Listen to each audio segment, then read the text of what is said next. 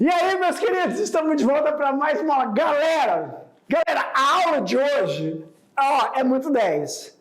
Eu chamo a aula de hoje de buraco de minhoca. Menino, vai ser um pulo, um salto em cada espaço e tempo do processo de evolução dos seres humanos.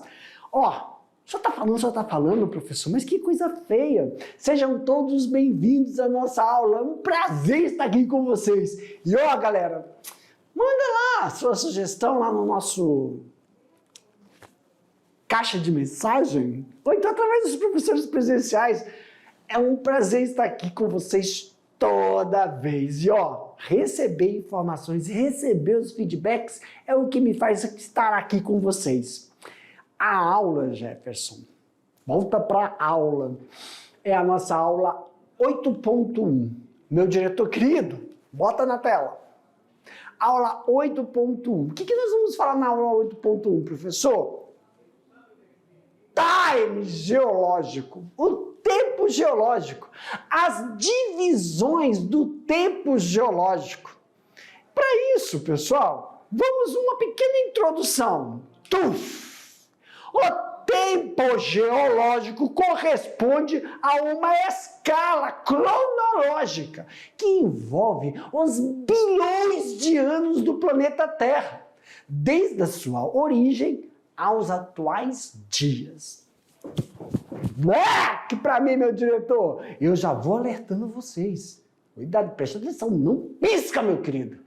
Fica de olho, senão você vai ficar perdido em um desses tempos. E que para te recuperar, só voltando com a nave. Vamos lá, então. Na tela, meu diretor. Diferença entre escala de tempo geológico e escala de tempo histórico. Isso tem que ficar claro, clean. O tempo geológico refere-se ao processo de surgimento, formação e transformação do planeta Terra. Já o tempo histórico, por sua vez, faz referência ao surgimento das civilizations humanas, a sua capacidade de comunicação, que começou aí, que começou aí, pessoal, pela escrita. Só que, pessoal, quando nós falamos de escrita, entenda-se, é uma forma de comunicação. A escrita tem várias formas. A arte, a pintura, as gravuras. Pay attention. Go ahead. Fósseis. How do you say what? O que são os fósseis dentro dessa escala do tempo geológico? Os fósseis, palavra derivada do termo latino fossilis, que significa desenterrado ou extraído da terra, são restos de seres vivos. Eu não gosto muito da palavra resto. Abre um parênteses aí, meu diretor. Eu gosto, não é que eu não gosto, não é resto, mas é um achado. É uma, como nós podemos dizer? Não é resto. Uma peça, é um achado, Eu sei que o achado, ele tem um outro conceito, mas tudo bem. Ou evidência, é uma evidência da sua atividade biológica, podemos dizer assim, ou uma evidência da sua existência. Não é biológico? Preservado em diversos materiais. Professor, o que significa esse termo que se fala assim, preservado em diversos materiais? Uma coisa rápida, para que a gente possa entender. O fóssil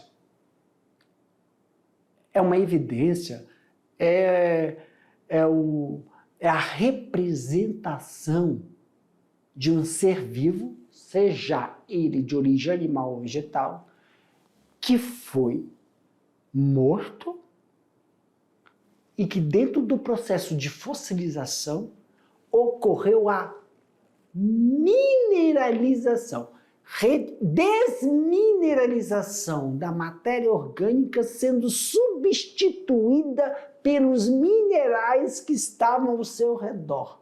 Ele perde aquela mineralização e é substituído pela composição do que está ao seu redor. Porque vocês têm que lembrar que muitos foram dizimados, soterrados vivos, ou mortos e soterrados, e sofreram uma grande pressão e alta temperatura. Na ausência do oxigênio dentro desse ambiente, possibilita a preservação. Ou ela como uma pegada, ou ela com uma desmineralização e mineralização do que tem os componentes ao seu redor. Aí nós temos essa gravura. Aí eu vou voltar ao slide, ó, essa gravura. A preservação dessa... Não, aqui já, dependendo do processo de fossilização, não conseguimos encontrar vestígios, restos de moléculas do indivíduo, mas sim do minério que está ali, dependendo de como ocorreu esse processo. Muitos ainda preservados, porque aqui é um processo que a gente está vendo em uma rocha, mas muitos também ocorreram em ambientes do Ártico, do gelo, congelado. Aí é outro processo. Pode aumentar a tela, meu querido diretor.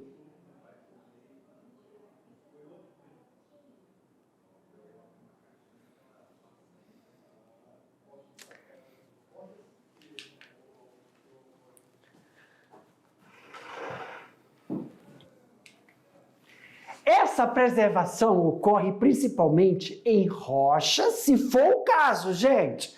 Aqui o exemplo é de rochas, mas pode ter ocorrido também em geleiras, é totalmente diferente. Segmentação, rochas, piches, resinas, solos, cavernas. Por exemplo, professor, resina? Não entendi essa. São aquelas resinas de vegetal, pois o cedro é um que solta muita resina. Então, insetos, diversos insetos, sejam eles insetos pré-históricos alados, ou verme, mosquito, borboleta, seja qual for o tipo, né, do inseto que estava numa árvore, uma resina pode cobri-lo também, tá? Há exemplos citados que a gente consegue observar, tantos os ovos, caules em relação ao processo vegetal, tá? E também qualquer outro tipo de ser vivo pode ocorrer. E essa lâmina diz, o processo de preservação e o processo de formação de um fóssil, ele vai depender do quê? Do ambiente que encobre. Sedimento, gelo, piche, resina.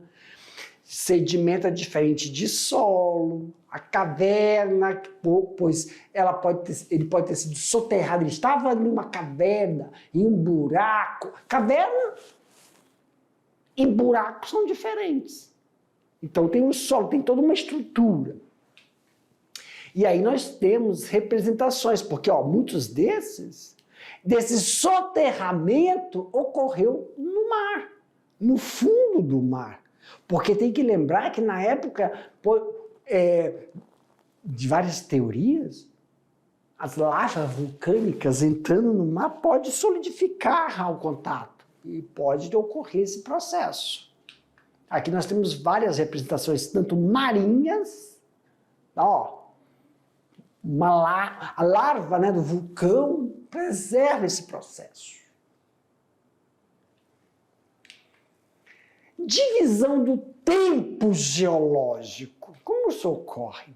O tempo geológico costuma ser medido nos milhões ou até bilhões de anos, em que é dividido em eros, era, períodos, épocas e idade. Que nós temos o Ardeano, Arqueano, Proterozoico e Fenerozoico. Aqui, ó, pessoal, nós temos uma tabela, um quadro mostrando todo o processo, o que é uma era, como é como é que eu falo? Mensurar tempo e espaço em uma era, período e principais etapas. Nós temos aí, ó, era cenozoica, mesozoico, paleozoico e pré-cambiano. Lembrando que cenozoico, mesozoico e paleozoico compreende a fanerozoico. O processo fanerozoico, aqui ó, fanerozoico, que é o Eros. Dentro de Cenozoico, nós temos o Quaternário, Terciário, Mesozoico, Cretáceo, Jurássico, Triássico, Paleozoico, Prêmico, Carbônico, Devônico, Silúrico, Ordovício e Cambriano. Ei, professor, não estou entendendo o PN disso aí. Lembra quando o professor de História fala a Era Barroca? São acontecimentos. Estou dando um exemplo, gente. Era Barroca, a Evolução Industrial.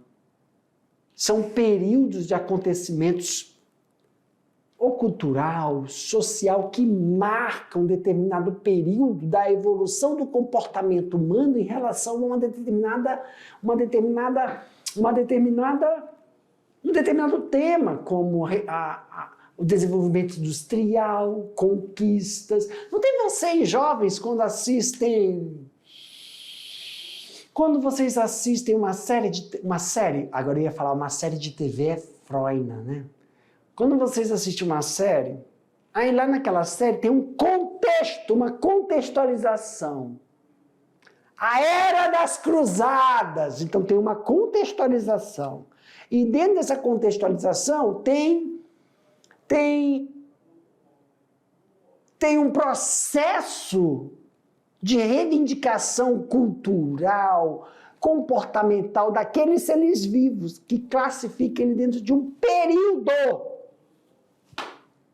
Por exemplo, principais etapas: desenvolvimento do homem. Então, o acontecimento do processo de como ocorreu o desenvolvimento do homem, você tem que ler o comportamento dos primeiros hominídeos.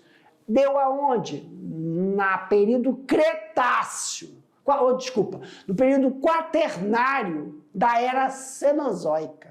O desenvolvimento dos primeiros mamíferos já começou no terciário da Era Cenozoica. Tem os períodos quaternários e terciários. Já as principais etapas de idade dos répteis, da idade dos anfíbios, já sai do Mesozoico para o Paleozoico.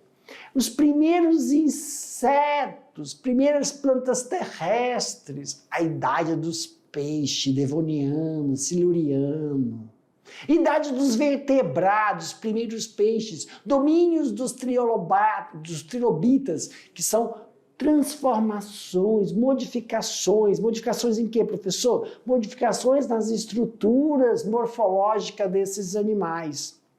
Agora, o pré-cambriano, ele foi marcado ali, ó, pelas principais etapas dos primeiros seres e fase cósmica da Terra, aonde aconteceu eventos evolutivos. Então vamos ver cada um deles. Aqui, meus queridos, Fenerozoico, vida visível, a expansão, o desenvolvimento do processo Paleozoico de vertebrados. Claro que dentro deles nós temos a divisão do Cambriano, Ordoviciano, Siluriano, Devoniano, Carbonífero e Permiano. Dentro desses nós temos esses eventos, que são o desenvolvimento de animais, Cambriano. O que é desenvolvimento? É a pujança, são os achados fósseis que em determinados ambientes, qual o ambiente? Cambriano, rico de fósseis que mostram, que nos dão a percepção, olha, a estrutura morfológica daquele ambiente onde nós estamos fazendo os nossos achados, as nossas escavações da era cambriana, tem bastante animais que refutam a estrutura ambiental daquela época, daquelas estruturas primitivas. A pujança, o desenvolvimento desses seres foram ali. Ordoviano, peixes, quer dizer, a estrutura do ambiente primitivo é classificado como cambriano, ordoviano, porque moléculas, estruturas são encontradas nessa era. E depois, professor, eu gostaria de entender como você fala dessa era. Não tem quando a gente faz uma escavação? Quando você faz uma escavação, você vê camadas diferentes de terra, coloração. Cada camada, quando você vai viajar aí, meu querido, ou quando tu faz um buraco, ou quando tu faz ocorre um desmoronamento de uma encosta, você vê que aquela rocha, aquela encosta, tem cores diferentes da terra. Porque ali tem minerais diferentes, ali tem estruturas diferentes, da formação primitiva, tanto de baixo para cima. E aí a gente coloca Cambriano, Ordoviano, Siluriano. Por exemplo, no Devoniano tem bastante uma população de insetos e anfíbios. No Carbonífero, que a gente consegue observar a diversidade de vegetais.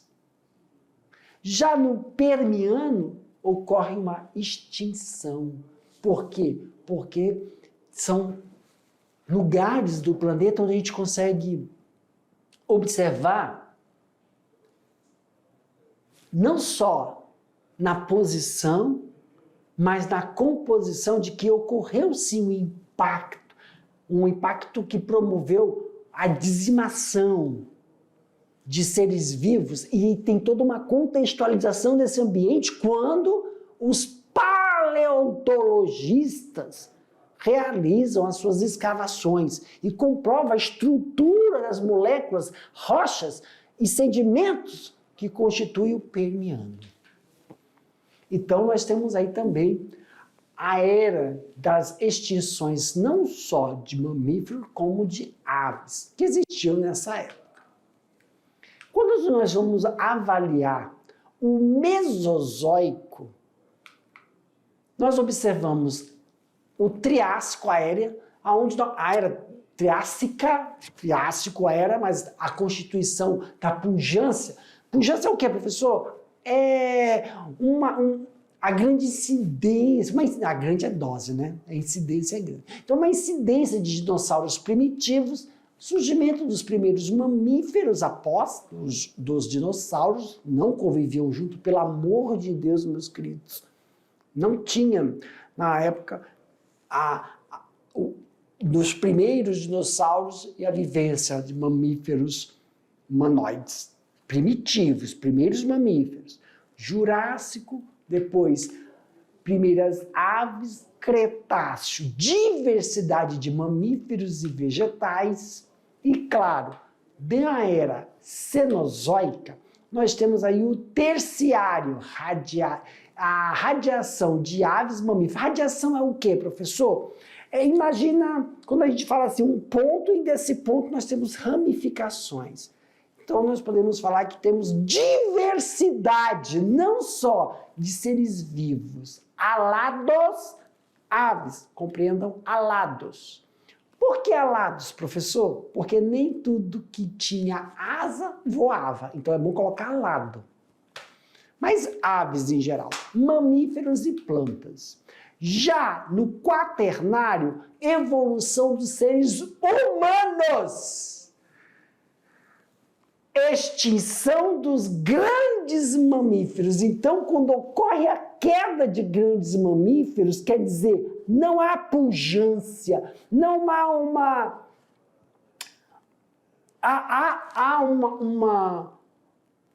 um declínio da era Triássica, do Triássico, dinossauros, e há sim um desenvolvimento da proliferação, ou população, aumento da população, surgimento dos humanos, já após o grande processo de extinção dos dinossauros. A extinção em biologia e ecologia se dá como tal desaparecimento de uma espécie, ou uma subespécie, ou um grupo de espécies. O momento da extinção é geralmente considerado como sendo uma morte do último indivíduo da espécie. Então, quando a gente fala que existe, para a gente poder entender, quando você fala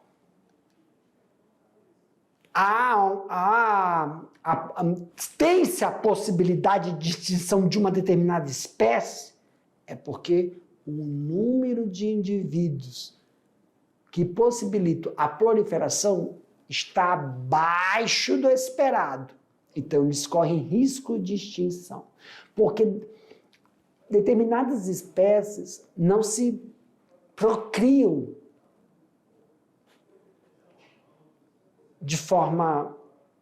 Exemplo, onças, tigres, eles estão num ambiente natural que o encontro deles, para que possibilite ocorrer a formação de um grupo, de uma família, não é muito fácil. Isso na natureza, imagina em cativeiro, tá? O momento, então, quando se tem uma preocupação com a extinção é porque o número de indivíduos que possibilita a ocorrência do aumento dessa população está abaixo do esperado. Essa é a palavra certa. Em espécies como reprodução sexuada, a extinção geralmente é inevitável que ocorra, então, um desaparecimento em ambos os sexos, tá? Tanto masculino como feminino. E isso em relação a esses animais que estão em um espaço natural.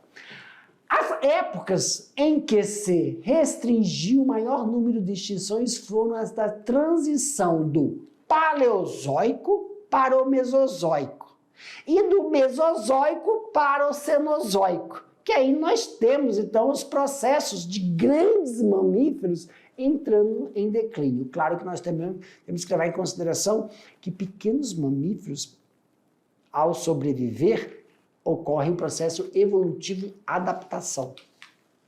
Então, as principais causas de extinção podem incluir destruição de um habitat, poluição e...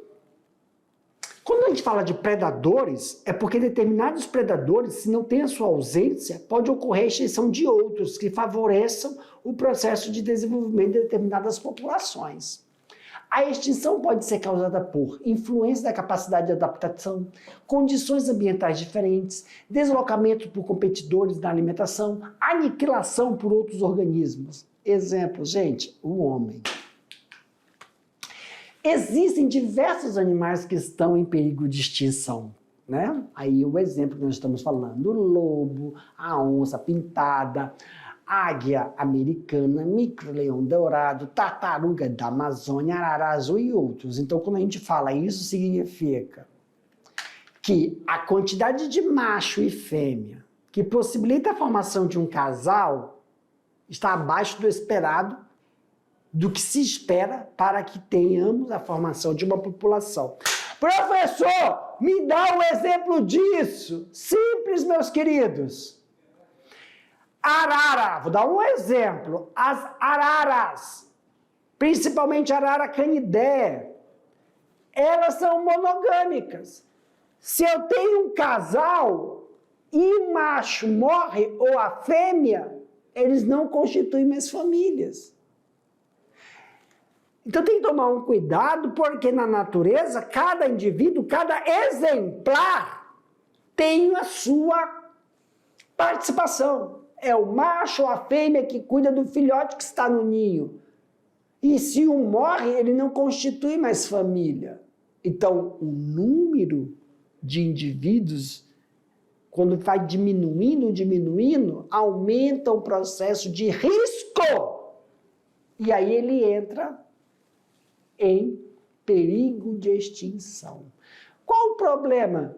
Imagina, isso está na forma natural, no seu ambiente natural. Quando você tira esse animal para um cativeiro, eles percebem que o ambiente não é e dificultam, não é o quê? O deles. Mesmo que você coloque lá todas as condições daquele ambiente artificial, para que ocorra a reprodução, precisam de mecanismos que estimulem esses animais. Não é como nós, mecânicos. Algumas plantas também estão em risco de extinção, mas as plantas, pessoal, é porque existe um processo também de coevolução. Como assim, professor? Uai, quando você diminui a população de abelhas, quando você diminui os agentes polinizadores, você aumenta o processo também de extinção de vegetais. Então tem uma interligação, está tudo interligado. E agora a gente entra dos mamíferos, né?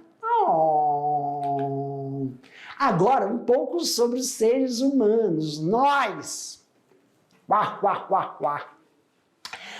Há cerca de 5,4 milhões de anos começou a nossa separação em relação aos grandes primatas, e muitos pesquisadores acreditam que o S. tradenensis, ou seria o elo inicial entre esse processo.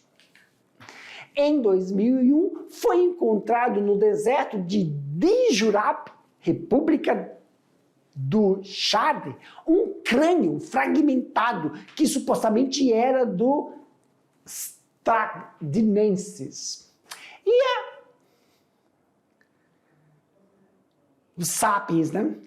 Ao analisar parte do crânio que se conectava ao pescoço, imaginava-se que o animal era um bípede. 10 ancestrais que contribuíram para a evolução humana. Primeiro, o 10º, é a Sahelanthropus tradenensis, de 6 a 7 milhões de anos atrás. Nós temos aí o Kenyanthropus, temos o Australopithecus africanis, nós temos aí o Paranthropus boisis, Homo habilis, Homo ergaster, Homo erectus, Homo heidelbergensis, Homo neanderthalis, e aí nós temos o Homo sapiens, do processo de desenvolvimento evolutivo. Meus queridos, em relação a esses, professor, o processo, a dinâmica, como ocorre, por que nós temos essa dualidade em relação, quando a gente fala, e tem essa representação em relação aos símios? Beck, meu diretor, meus queridos, é um pouco equivocado nós falarmos, não é bem equivocado. Uma coisa é o processo de desenvolvimento e evolução do Homo sapiens e em relação aos símios e como essa dicotomia ocorreu. Claro que a similaridade do processo morfofisiológico da evolução humana é próximo. Então a gente chama isso de elo, ok? Essas modificações estruturais que nós estamos observando, né? Deixa eu pegar aqui meu... Quando a gente fala sobre essas transformações, exemplo, aqui, né, nós temos a representação do primeiro, mas aí nós temos os top 10 em relação do processo evolutivo, uma linha no tempo. E a formação, a estrutura, ela vai sendo modificada. Essa modificação, ela está totalmente atrelada ao ambiente. Quando eu falo ambiente, eu também falo da relação daqueles bandos, não população, bandos, grupos que são migratórios. E esses grupos migratórios, durante o seu processo de convivência em ambientes, claro que alguns ficam estáticos, parados, isso é muito após o processo de migração, porque não se tem o pensamento, nem intuição, se tem a percepção. Exemplo, fala-se muito, né, do processo morfológico, tanto do crânio, tanto da estrutura óssea, da posição em que todos esses Homos erectus, Homos rabiedegalesis, o Homo de Neandertal, até a estrutura, Jefferson. A estrutura morfológica vem de acordo também com os seus hábitos alimentares.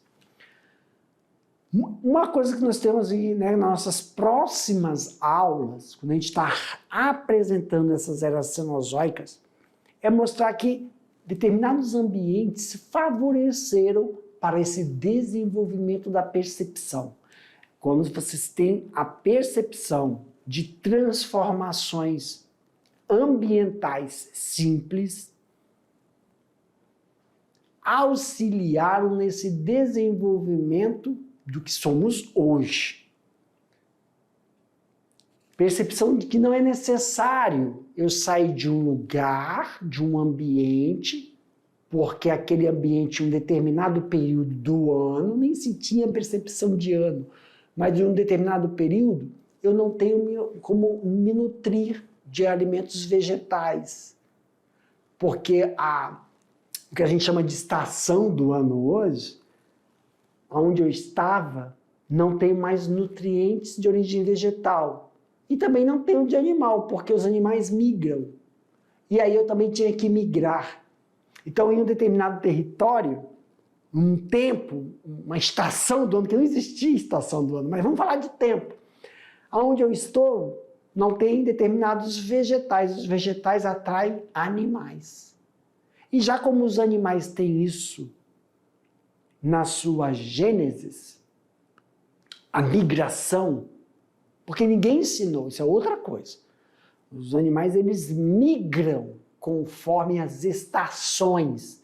E os hominídeos, na sua percepção de que eles migravam conforme as estações, tem outra percepção de não precisar migrar, mas utilizar a viabilidade, que seriam as sementes, para cultivar, como se fosse uma agricultura primitiva.